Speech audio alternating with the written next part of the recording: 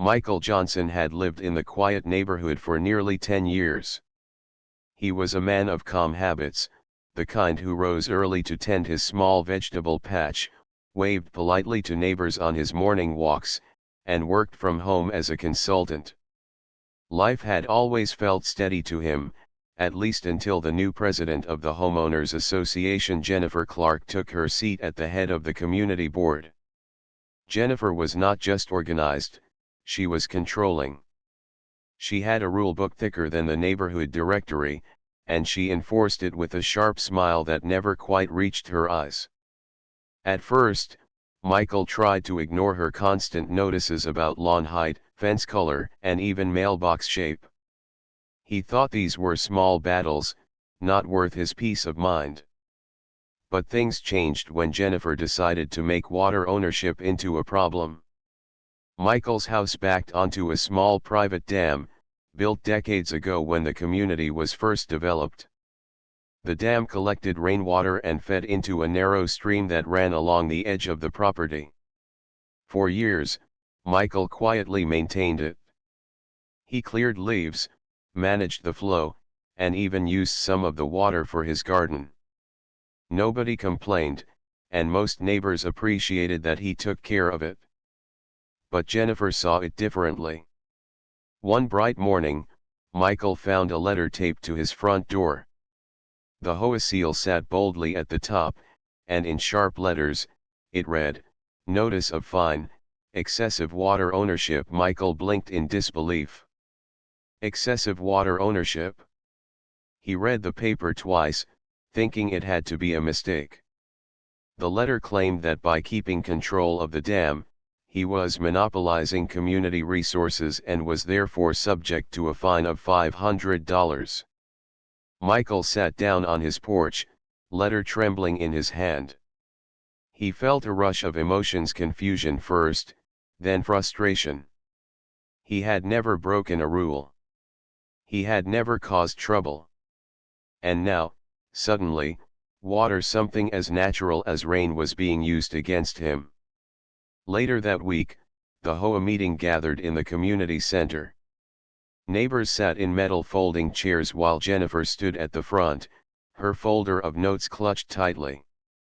Michael raised his hand. "Excuse me," he said, voice steady though his heart raced. "I got this notice. I don't understand. How can I be fined for water? It rains, it flows, it gathers. I've been taking care of the dam for years."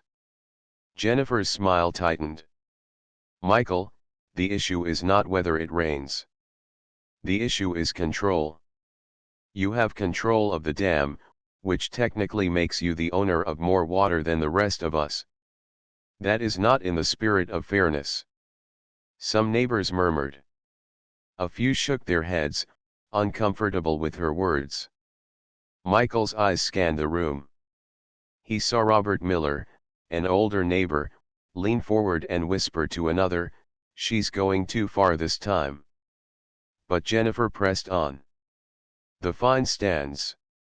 Unless you release access, you will continue to be charged."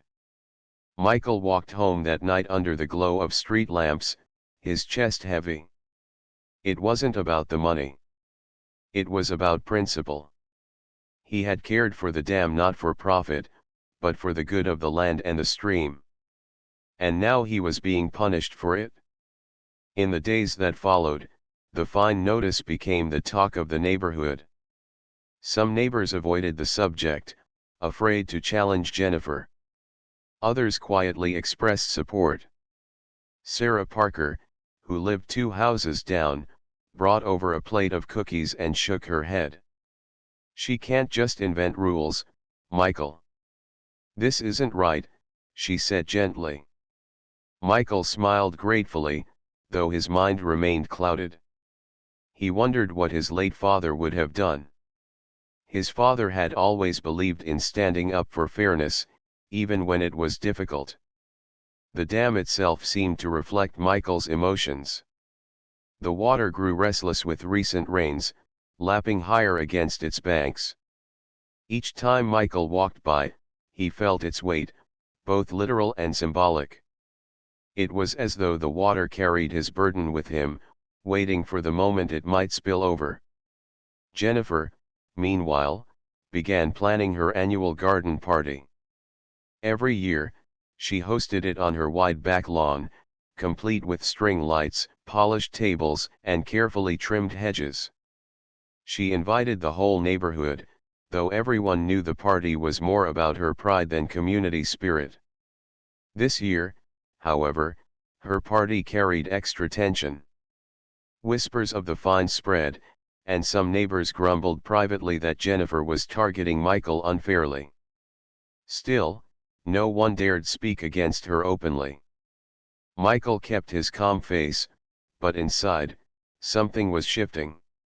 He had always been patient, always the peacemaker. But being fined for owning water was more than an insult, it was an injustice. Each night, as he looked out at the dam from his porch, the thought circled in his mind, how long can I stay silent? The answer came unexpectedly, like a stone dropping into still water. On the evening before Jennifer's garden party, Michael stood by the dam, the air thick with the scent of rain.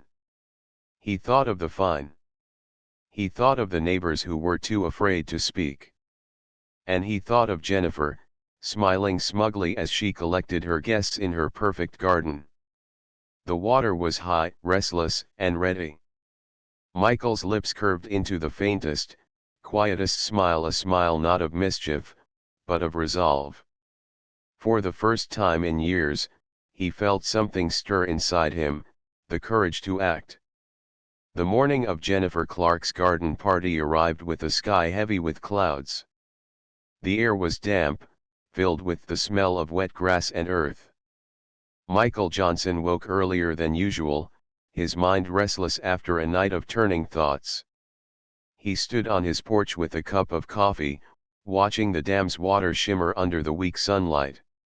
The fine still sat on his kitchen table, its bold black letters staring back at him every time he passed. Excessive water ownership. The phrase rang in his head like a mocking bell. Michael had always been the kind of man who avoided conflict, but this time the unfairness had dug deep into him. As he sipped his coffee, Sarah Parker walked up the street carrying a basket of muffins. She wore a simple blue dress, her kind smile softening the mood.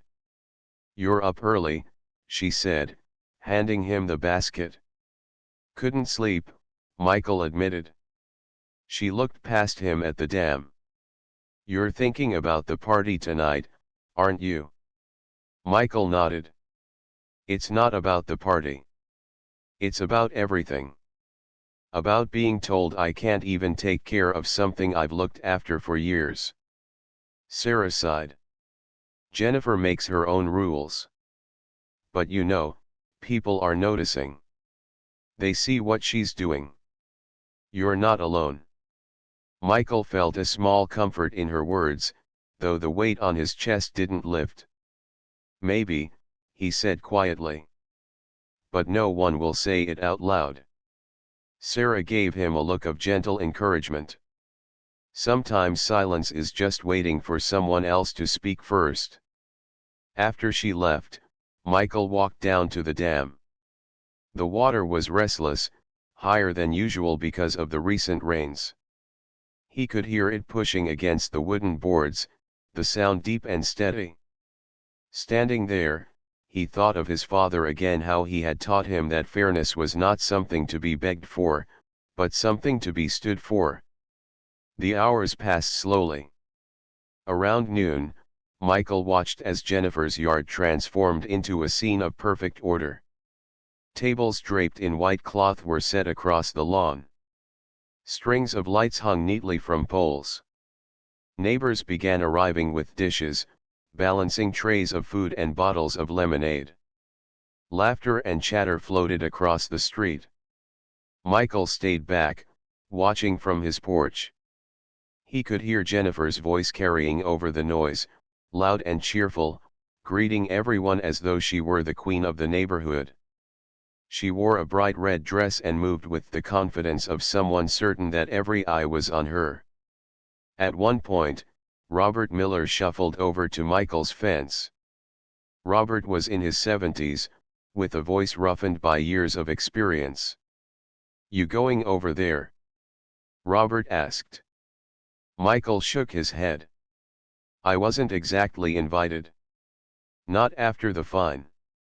Robert frowned. "She's pushing too far, son. First your mailbox last year, now this. Fining a man for water? Nonsense. But she thinks she can get away with anything." Michael looked at the dam again. The water was so high now that it lapped close to the edge. His mind stirred with thoughts he hadn't dared put into words. Robert followed his gaze. His brow raised, and then he gave a slow smile. "Well, nature has its own way of reminding people who's in charge." Michael chuckled softly, but his heart beat faster. Nature indeed had a way. As the evening drew closer, Jennifer's garden glowed with light and laughter.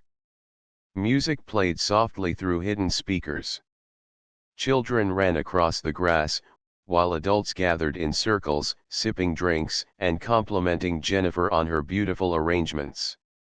Michael stood once more by the dam, listening to the steady pressure of water against the boards. The sound was almost like a drum beat, echoing in his chest. He imagined what would happen if the dam were opened, how the water would rush forward, unstoppable, flowing straight into the heart of Jennifer's carefully planned party. The thought made him pause. He wasn't a man who liked revenge. He wasn't even a man who liked to see others embarrassed. But something about this felt different. It wasn't about anger. It was about justice. It was about showing Jennifer that rules couldn't be twisted against people without consequence. He took a deep breath and walked back to his porch. For a while, he simply sat there, listening to the sounds of the party across the street.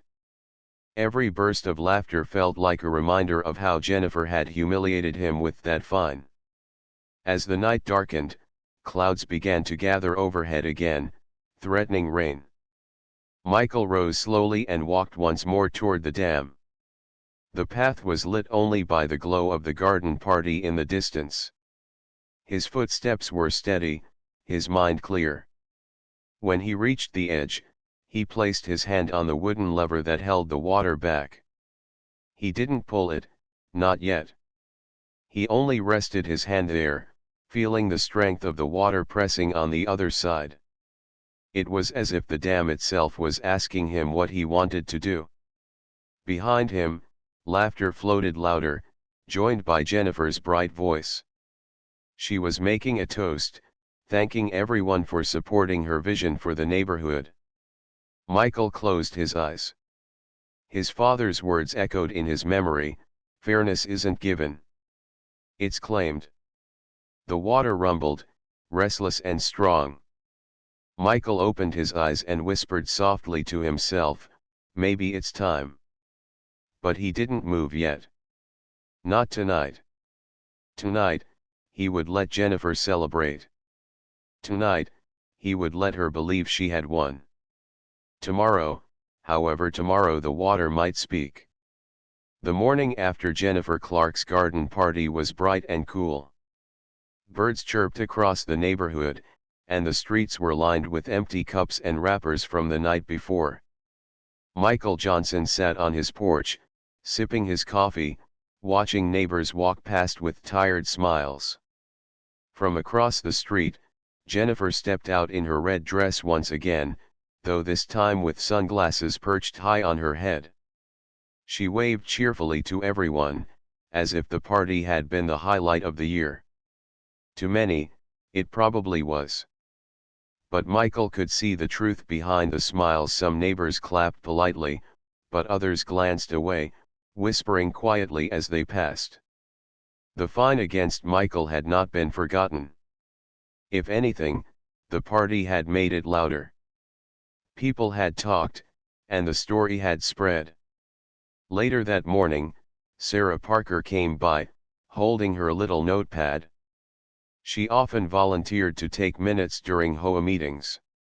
She sat down on the porch steps beside Michael, her voice low. "You should know what people are saying," she began. Michael tilted his head. "Good or bad?" "A bit of both," Sarah admitted. "Some think Jennifer is right. They say the dam is too much power for one person. But most believe it's unfair. Robert spoke up last night after you left. He told a group of neighbors that Jennifer is inventing rules just to show control." People listened. Michael sighed. "Words are nice, but they won't change her mind. She'll find me again, or worse. She doesn't want fairness, she wants obedience." Sarah studied him for a moment. "And what do you want?" Michael looked out toward the dam. The water shimmered under the sun, calm on the surface but restless beneath. "I want her to understand she can't twist rules just to hurt people. I want the neighborhood to feel like home again, not a kingdom ruled by her clipboard." Sarah gave a small smile. "Maybe you'll find a way." That afternoon, Michael decided to walk around the neighborhood. He wanted to hear the mood for himself. He greeted Robert, who was trimming his hedge, and the older man leaned on his clippers to speak. "She embarrassed you, son," Robert said firmly. "But don't let her win. Folks are waiting for someone to push back. They're tired of being told what color their curtains should be and how many plants they can have on the porch. You're not the only one she's hurt." Further down the street, Michael met Linda and George, a couple who had lived there even longer than him. They told him how Jennifer once fined them for leaving Christmas decorations up 3 days too long. George shook his head, saying, "She calls it order. I call it control." Everywhere Michael went, the same stories echoed. Small rules twisted into fines. Smiles that hid resentment. People who followed quietly because they feared being targeted next. By the time Michael returned home, the weight inside him had shifted. The fine was no longer just about him, it was about everyone. Jennifer's grip had tightened around the whole neighborhood, and someone needed to loosen it. That evening, as the sun dipped low, Michael returned to the dam. He stood on the path, listening to the quiet rush of water. His hand brushed against the lever again, and for a moment he closed his eyes, imagining what it would look like if the dam opened. He could see the stream surging forward, spilling across the street, flowing straight into Jennifer's perfect garden. The white tablecloths, the trimmed hedges, the shining chairs, everything would be soaked in moments. It was almost too easy. But Michael wasn't careless. He wasn't reckless either. He knew water was powerful, and with power came responsibility. He told himself he would not act out of anger. If he acted, it had to mean something. That night, Michael lay awake, listening to the faint hum of frogs by the dam. He thought of Sarah's words, of Robert's encouragement, of the whispered frustrations of neighbors. He thought of his father, who used to say, "The right stand isn't always the easy stand." Michael rose before dawn and walked quietly outside. Mist clung to the grass, and the dam glowed faintly in the early light. He studied it carefully, the boards, the lever, the overflow path. He noticed how full the water had grown with the recent rains. It was ready, more ready than ever. As the sun broke over the horizon, Michael made a choice in his heart. He wouldn't open the dam today, not yet. But he would be ready. He would wait for the moment when Jennifer's pride stood tallest, when the neighborhood was gathered again, when her control felt most untouchable. Only then would the water speak. When Michael turned back toward his house, he saw Sarah standing by her fence, holding a cup of tea. She smiled faintly, as if she knew what was on his mind. "Morning," she said softly. "Morning," Michael replied. Their eyes met for a long moment, and though no words were exchanged, Sarah's quiet nod told him she understood. Michael walked inside, sat at his kitchen table, and looked once more at the fine notice. He folded it neatly, placed it in a drawer, and whispered to himself, "Not today. But soon." The weeks that followed brought no peace to the neighborhood. Jennifer Clark, proud after her successful garden party, seemed to grow even bolder. Her clipboard appeared more often than usual, tucked under her arm as she strolled from house to house, jotting down notes with sharp precision. One afternoon, Michael Johnson returned home to find another notice taped to his door. His stomach tightened as he pulled it free. Violation: improper storage of natural resources. Fine, $2.50. Michael shook his head in disbelief. Improper storage of natural resources? It was another way of saying the same thing: the dam, the water, his quiet effort to take care of something no one else wanted to maintain. He sat on his porch steps, the letter in his hand, when Robert Miller wandered over, wiping sweat from his forehead. "She's at it again?" Robert asked. Michael held up the paper. "Apparently water now needs to be stored properly. Whatever that means." Robert gave a low chuckle. "She's making it up as she goes. Everyone sees it, Michael. Don't think they don't." Michael rubbed his forehead. "Seeing it isn't enough. She won't stop until someone pushes back." As the days went on, more neighbors began to feel Jennifer's tightening grip. Linda received a notice about excessive garden decorations. George was warned about leaving his trash can visible for too long. Even Sarah was fined for having wind chimes that Jennifer claimed were distracting. Each fine was small on its own, but together they painted a picture of control that spread like a shadow over the community. One evening, Sarah walked over to Michael's porch. She carried no basket this time, only her notepad. "I've been keeping track," she said, handing it to him. Michael flipped through the pages. Each entry listed a neighbor, the date, and the fine they had received. The pages filled quickly, proof that Jennifer's rules were reaching further than ever. "This isn't about order," Sarah said firmly. "It's about power. And the neighborhood is starting to notice." Michael studied the list, his jaw tightening.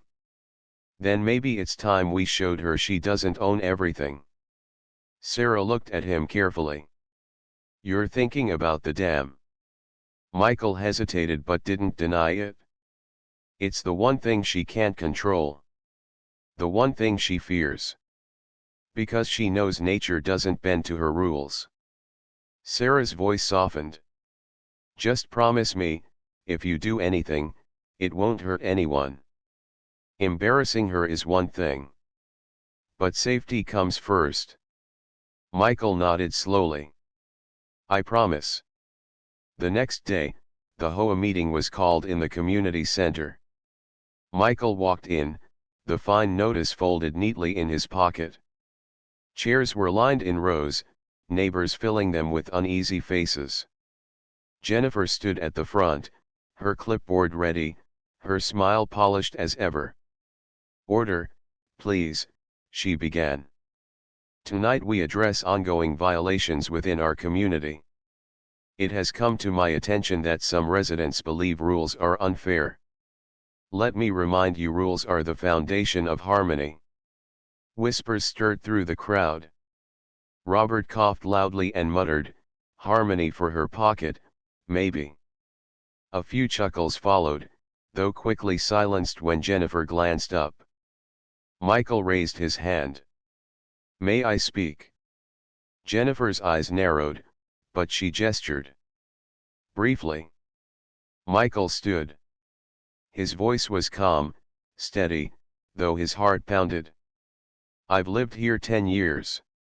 I've kept the dam clean and safe all that time. Not once did anyone complain. Until now. Until fines started arriving that make no sense. Several neighbors nodded, murmuring agreement. Jennifer lifted her chin.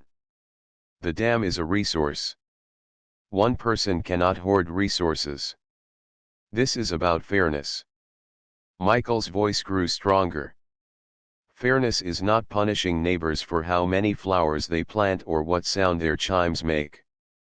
Fairness is respect. Respect for people who live here, who care for this place, who call it home. The room stirred louder this time. Sarah caught Michael's eye and gave the smallest nod of encouragement. Jennifer tapped her clipboard sharply. Enough. The rules are final. Fines will be enforced.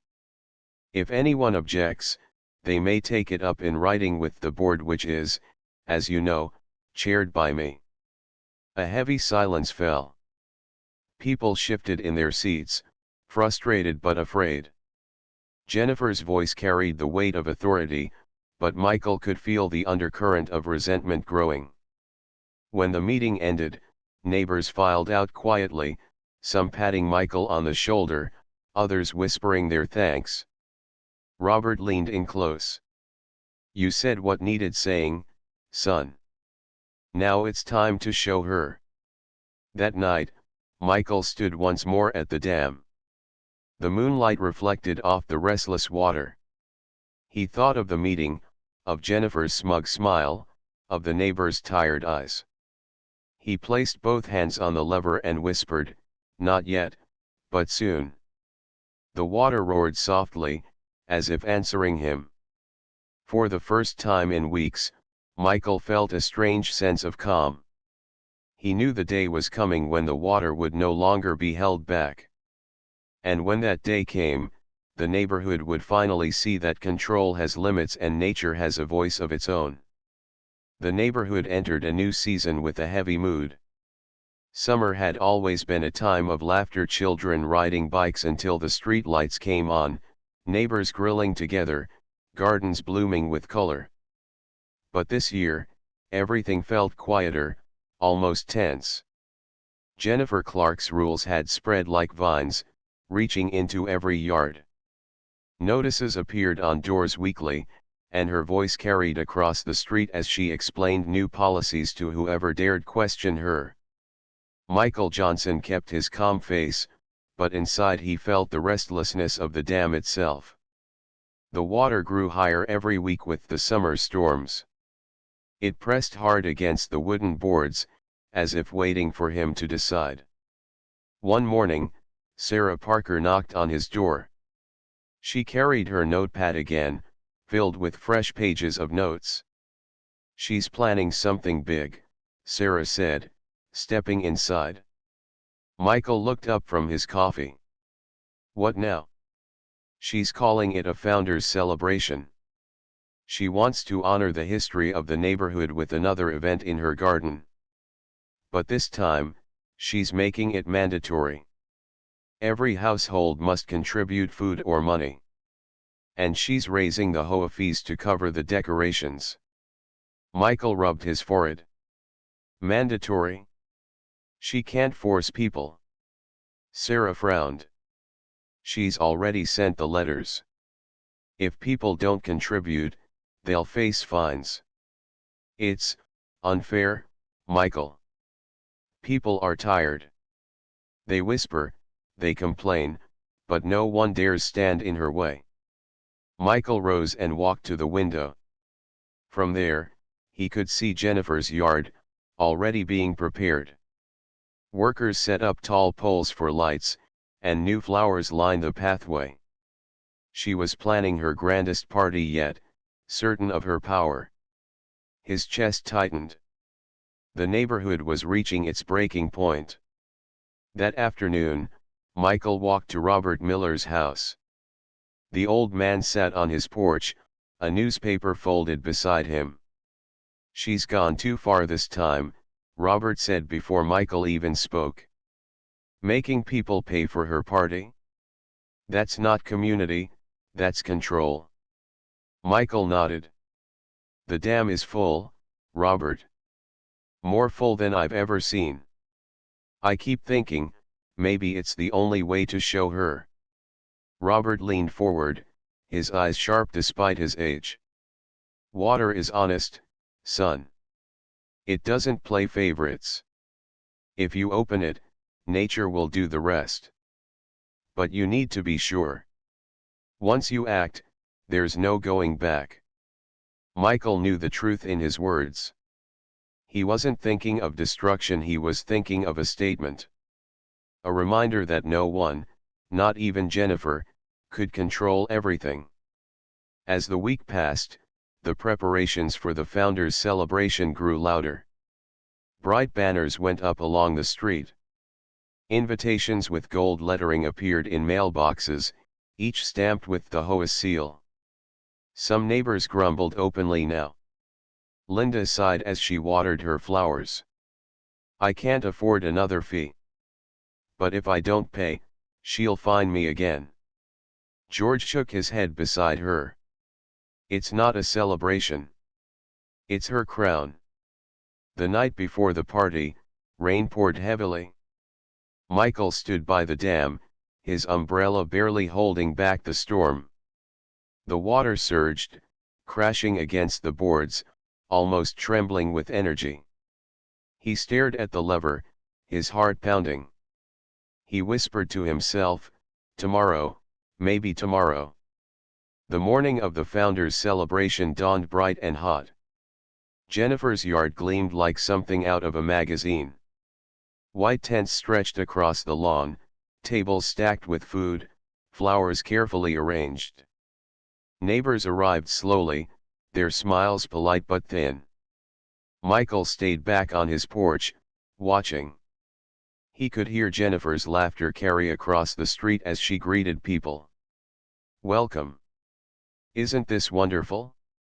Our neighborhood is thriving because of order, because of rules."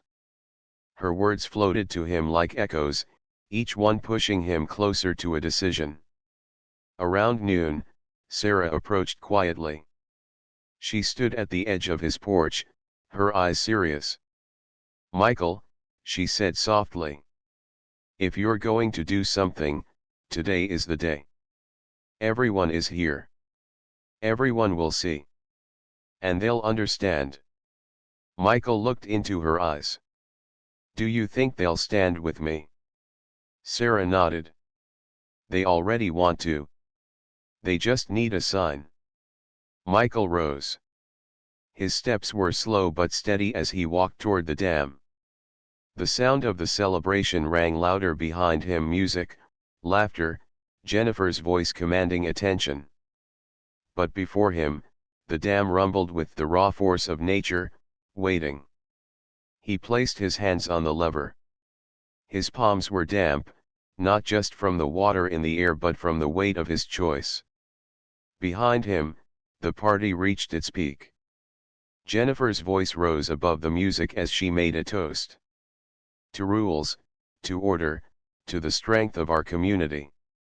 Michael closed his eyes. His father's words whispered again in his mind, "The right stand isn't always the easy stand." He drew a deep breath, opened his eyes, and whispered to the rushing water, "It's time." With one steady pull, the lever creaked. The dam shuddered. And the water, restless for so long, began to move. The sound began as a low rumble, almost hidden beneath the music and laughter from Jennifer Clark's grand celebration. At first, no one noticed.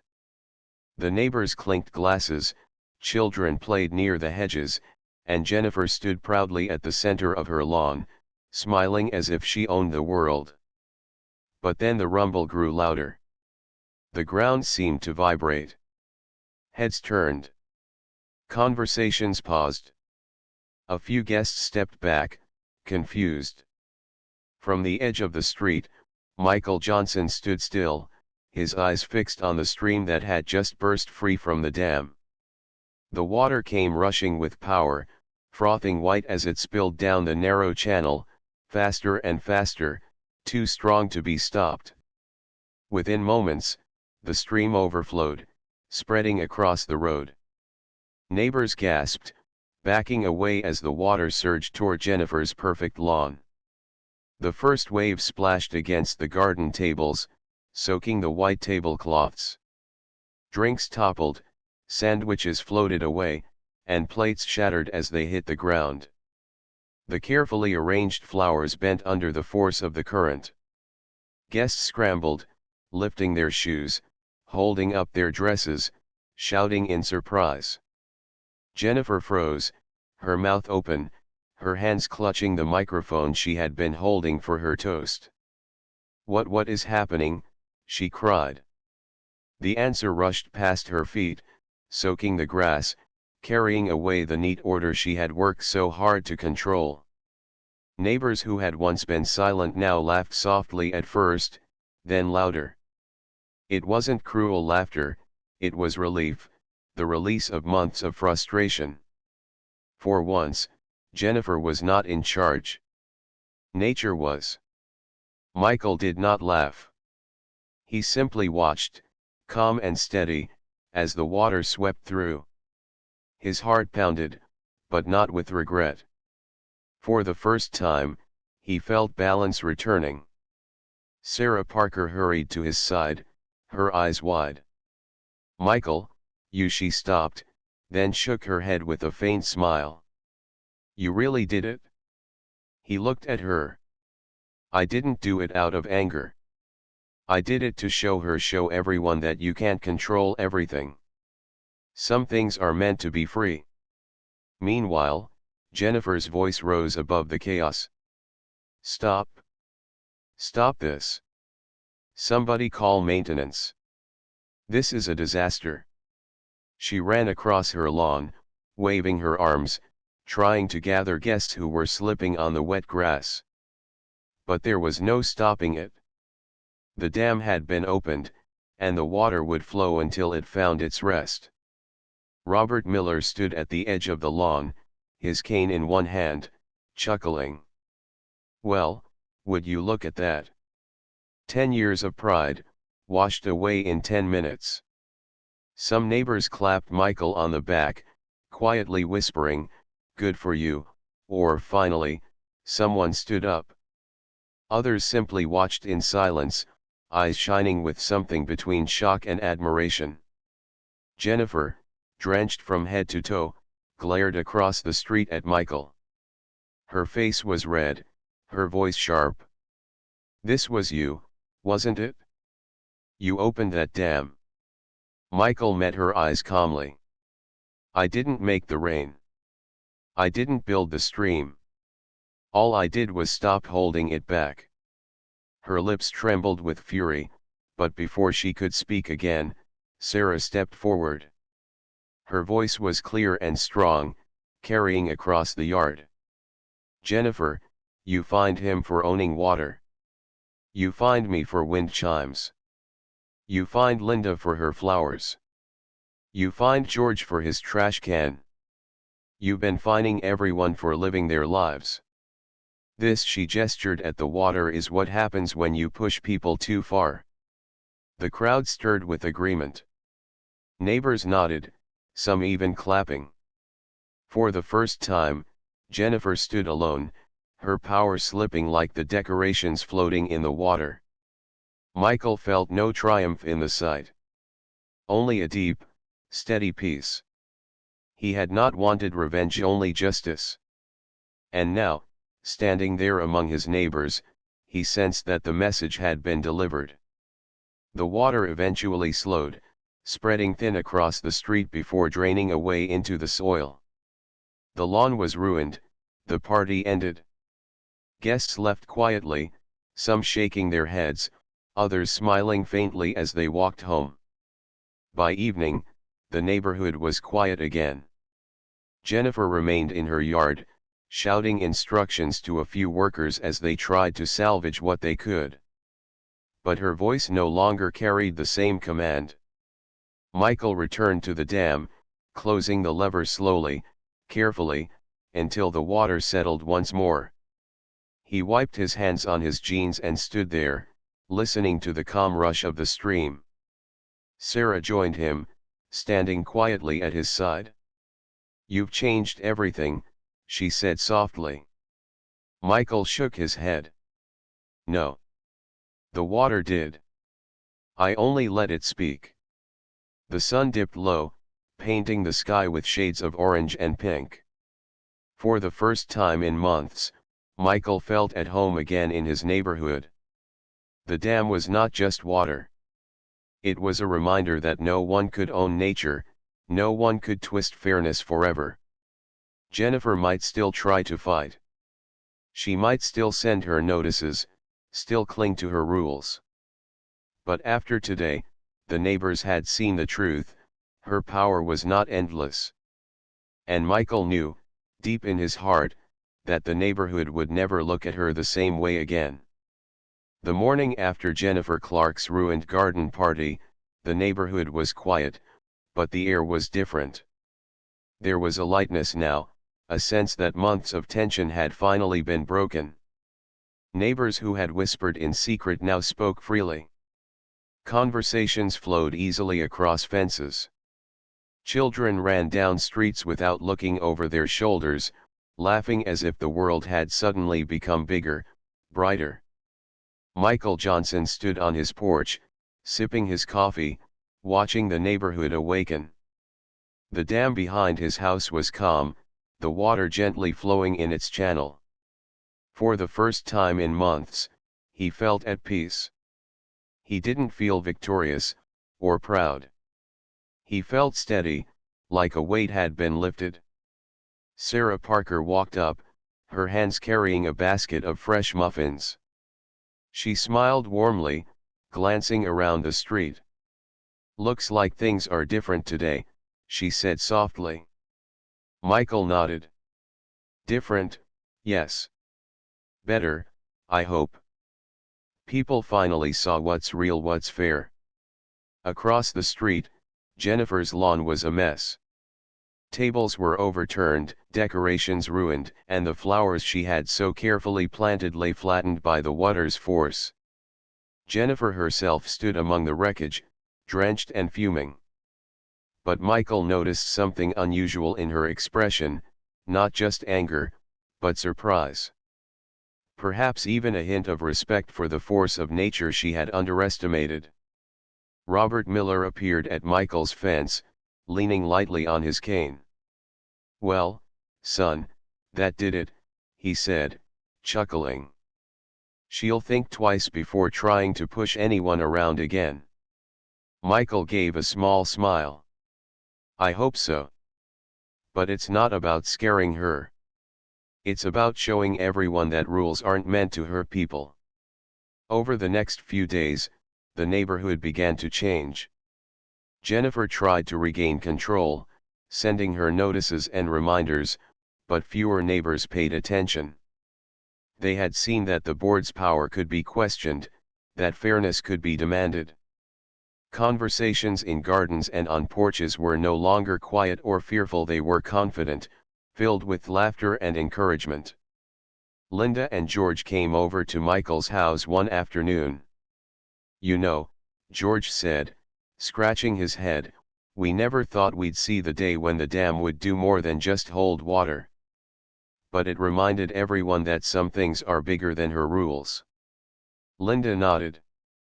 "People are talking. They're standing up. And it feels good." Michael smiled quietly. "That's all I wanted." Even Jennifer's attitude began to shift, slowly and reluctantly.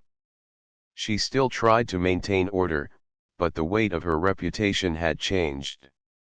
Neighbors were less afraid, more willing to speak, more willing to question her decisions. The neighborhood was no longer a place ruled by fear, it had become a place of mutual respect. One evening, Michael walked along the path beside the dam. The sun was setting, casting golden light on the water. He paused to watch the current move steadily, carrying leaves and small branches downstream. The dam had not only held water, it had held a lesson. A reminder that strength comes not from control, but from balance and understanding. Sarah joined him, leaning on the railing beside the dam. "It's peaceful," she said. Michael nodded. "It's always been peaceful. We just had to let it speak." A few neighbors waved from their yards, smiling and nodding. There was no fear in their eyes, only gratitude. For the first time in years, the community felt united.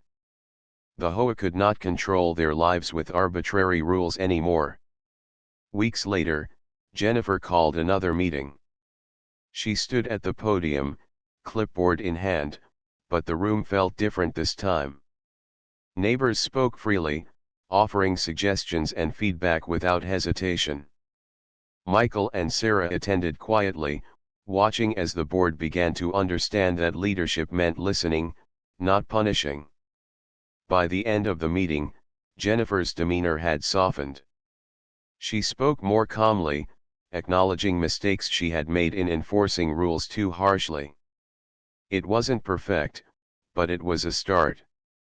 Michael returned home that evening, standing again beside the dam. The water was calm and steady, reflecting the fading light. He felt a deep sense of satisfaction, not from conflict, not from revenge, but from fairness restored. Sarah appeared beside him one last time, smiling. "You did what needed to be done. And you did it without hurting anyone. That's the best part." Michael smiled faintly. Sometimes, the simplest things have the most power. The neighborhood had been changed forever, not by fear, not by fines, but by courage and the natural force of water. Jennifer would remember the lesson, the neighbors would remember the courage, and Michael would remember the moment when he realized that standing up for what is right is never wasted. As the sun dipped below the horizon, the dam's water glimmered softly. It was quiet now, steady and strong. And Michael, looking over his neighborhood, felt a calm pride. Not because he had won, but because fairness had been restored, and the community had learned what it truly meant to be united. The story of the dam, of Jennifer's fines, and of the great garden party washout would be told for years, a reminder that balance and justice could not be ignored, and that sometimes, the quietest person standing beside a dam could change everything.